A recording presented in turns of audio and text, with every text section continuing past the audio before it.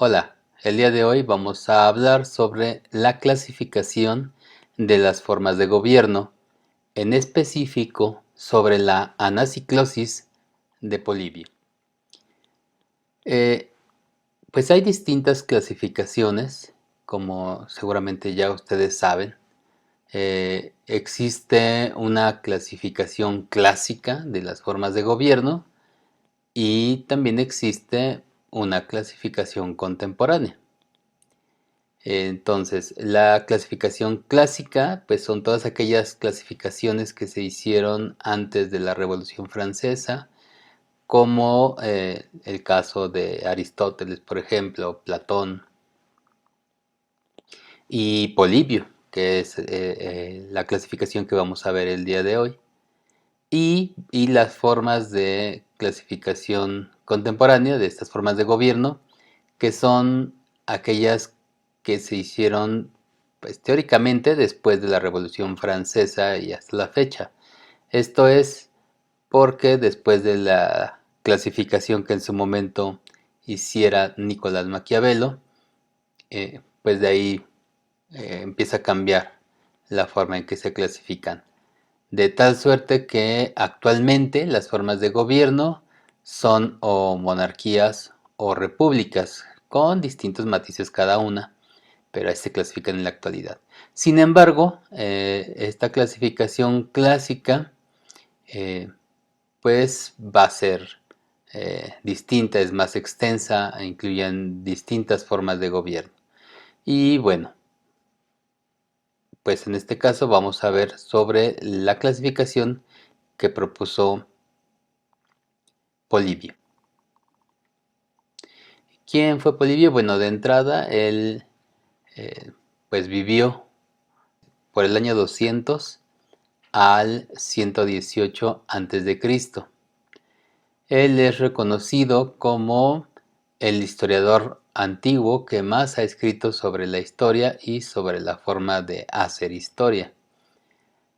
Él, como tal, para su clasificación de las formas de gobierno, se basó en Aristóteles, en la clasificación que ya había presentado Aristóteles. Bueno, y él justamente desarrolló esta teoría de la anaciclosis, que es una teoría que básicamente describe una sucesión cíclica de regímenes políticos.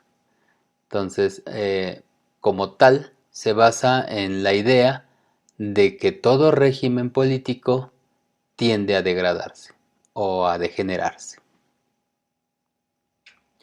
Entonces, esta anaciclosis empieza con lo que es la monarquía.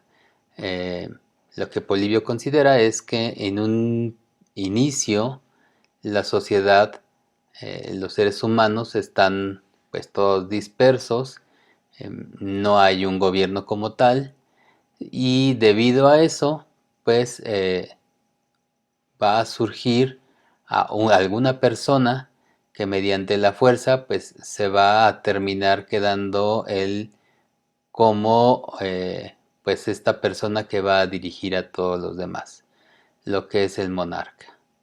Entonces, esta monarquía es la primera construcción del poder político que es concebida por los seres humanos, entendiendo que esta monarquía pues es el gobierno de uno solo. Es importante tomar en consideración que esta monarquía como tal carece de razón para gobernar, es decir, no es que existan unas razones para gobernar, simplemente lo hace porque tiene la fuerza para gobernar. De ahí, digamos que de esa fuerza es que radica su poder. Entonces, al menos Polibio consideraba que, pues, de hecho, esta monarquía era una forma de gobierno corrupta en sí, toda vez que no se basaba en la razón, sino se basaba exclusivamente en la fuerza.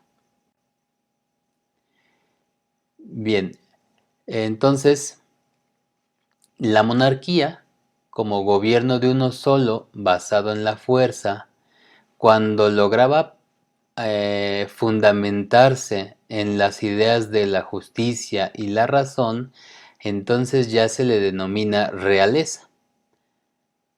Con el paso de los años, los príncipes reciben educación de los reyes y pues lo que la población o el pueblo pensaba es que si los príncipes mantenían las costumbres y formas de gobernar de sus antecesores, pues estarían a salvo de las injurias del pueblo y envejecerían en el trono porque serían apreciados como buenos gobernantes. Esta realeza se caracteriza por seguir los principios de justicia y bondad. Así, los buenos reyes se ocupan de fortificar puestos ventajosos, de rodear sus ciudades con murallas y extender sus dominios, de modo que puedan proporcionar riqueza a todos sus súbditos. Estos reyes, como tal, no buscan la opulencia, lo que buscan es el bien de la mayoría, es el bien del pueblo, buscan el bien de todo el Estado. Luego, la tiranía surge porque se corrompe la realeza, y es que los sucesivos reyes acaban por encontrarse con todo lo concerniente a la seguridad cubierto, estando el Estado consolidado, los límites bien definidos y aún más de lo que se necesita para satisfacer las necesidades de su vida. Es entonces cuando se comienzan a desviar y se corrompe esta realeza.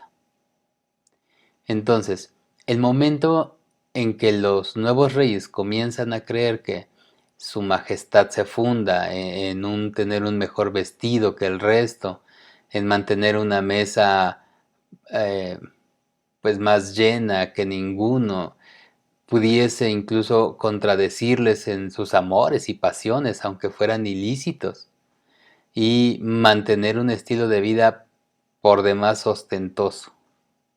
Es ahí cuando el rey pues ya definitivamente ha dado rienda suelta a sus pasiones y se ha transformado en un tirano, porque su poder se sostiene solo por el temor de sus súbditos. Esta conducta del rey hace crecer el descontento del pueblo, por lo que se convierte en blanco de la ira y la crítica de ellos. Así es como, eh, pues de repente, esta ira va a estallar violentamente, porque pues lo que el pueblo ve es mal, es afrentas, ¿no?, del rey que busca toda esa opulencia. Y bueno, pues en esos momentos finalmente el pueblo tomará conciencia de la esclavitud en la que se encuentra y va a conspirar contra el rey.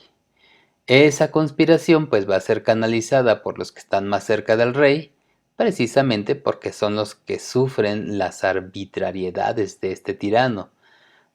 Y ellos la viven de forma brutal y absoluta, incluso porque su vida pues depende de esta voluntad tan voluble del tirano. Bien, abolido el reino, se pasa a fundar y a establecer una aristocracia. El pueblo, reconociendo a los que le han liberado del tirano, se entrega sin reflexionar a estas personas. Entonces, así pasa del gobierno de uno solo al gobierno de unos cuantos. Entonces, el pueblo se constituye, bueno, cuando el tirano ha, ha ocasionado que el pueblo pues se rebele. Este pueblo se constituye entonces en una masa sin forma, en una multitud, una fuerza sin control. Y estos deseos pues finalmente son canalizados por unos cuantos, por unos pocos. Estos personajes que seguramente son los más ilustres o son considerados los más ilustres, que incluso eran los más cercanos al tirano, y que son aquellos que encabezaron la subversión. Y bueno, en este número reducido de individuos, el pueblo pues confía su futuro, ya que pues se ha acabado con el tirano. Así es como estos ilustres, estos pocos ilustres, establecen y desarrollan la aristocracia como un régimen político.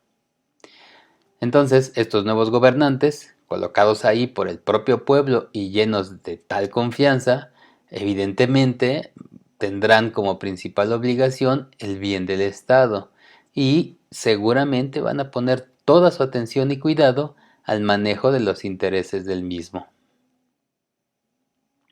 Pero, de acuerdo con Polibio, al igual que ocurrió en la realeza con los príncipes, los sucesores de los aristócratas van a heredar los mismos cargos, siendo personas que estén poco acostumbradas a realizar cualquier trabajo, sin la más mínima noción de lo que era la igualdad y la libertad que constituyeron su forma de gobierno.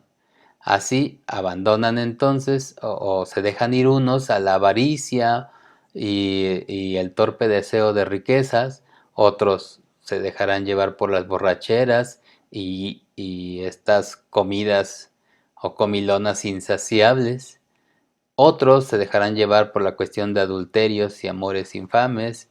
Bueno, se repite así entonces el mismo esquema en el que los sucesores de los diferentes gobernantes van degenerando y corrompiéndose porque no han participado en la construcción del régimen político y cuando llegan al poder no encuentran ningún tipo de problema o dificultad, dedicándose a disfrutar de su posición, fomentando pues todo tipo de vicios. Esa vida les lleva a despreciar los principios de libertad e igualdad, beneficiándose entonces a sí mismos a costa del resto de los ciudadanos.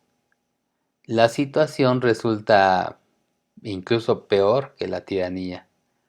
De este modo, las mismas pasiones que arrastraron a los reyes a ser malos gobernantes vuelve a corromper a los aristócratas que pasan a convertirse en oligarcas. Así, esta población descontenta y enardecida pues dará inicio de nueva cuenta a una revuelta que acabará seguramente con la muerte de algunos gobernantes y quizá el destierro de algunos otros. Una vez derrocados los oligarcas, el pueblo pues se va a enfrentar a la tarea ahora de establecer una nueva forma de gobierno. Pero bueno, ya no puede ser un rey y tampoco se puede confiar en los aristócratas, por lo que terminarán pues por optar por el único sistema de gobierno que les queda, que es la democracia. Así es como entonces pasamos del pueblo de uno solo, perdón, del gobierno de uno solo, al gobierno de unos pocos y del gobierno de unos pocos al gobierno de todos o de todo el pueblo. Entonces, el pueblo determina confiar la soberanía en ellos mismos, que son las únicas personas en quienes podrían confiar dadas las circunstancias anteriores. Y evidentemente en un principio este régimen será querido por los ciudadanos, pues con él se van a sentir totalmente identificados, ya que les incluye a ellos mismos en la toma de decisiones de sus propios recursos. Y mientras vivan aquellos que sufrieron las insolencias y despotismo del gobierno anterior, pues estarán contentos con esta forma de gobierno, porque ante todo se va a preferir la igualdad y la libertad de las personas. Pero, bueno, cuando el pueblo asumió el poder directamente, se procuró respetar la igualdad y la libertad de las personas. Sin embargo, cuando el gobierno pasa a manos de los nietos de aquellos, la costumbre desestimará esa igualdad y libertad. Así que los principios que inspiraron la democracia pues se van olvidando. La corrupción del pueblo generalmente, de acuerdo con Polibio, comenzará por parte de los ricos, ya que éstos intentarán conseguir poder y dominar a otros. Como el sistema democrático les limita para poder alcanzar ese poder que tanto desean con base pues, a lo que ellos consideren pertinente, pues van a emplear todos los bienes que poseen en cohechar y corromper al pueblo de cualquier manera. Y pues estos finalmente también se entregarán y acostumbrarán de este modo a las pasiones más bajas y pues las acciones totalmente deshonestas sin querer renunciar a este estilo de vida.